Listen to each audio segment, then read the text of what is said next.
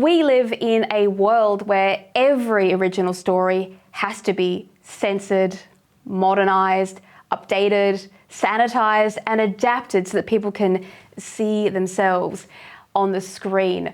Why is it that it's so offensive to make a show that is true to its geopolitical, cultural, ethnic, and historical setting? Why does that offend people?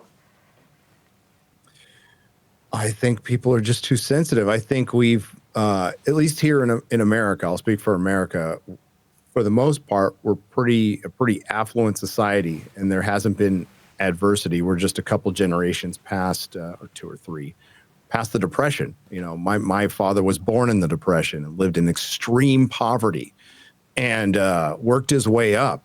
And you mentioned it, lack of meaning, lack of adversity. Like, we humans, we need struggle.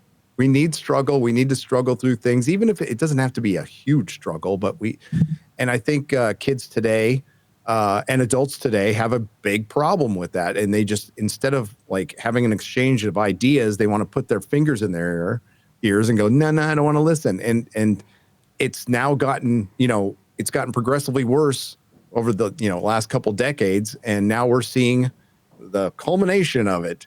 And and now artists are finally speaking up, thankfully, because so many artists didn't.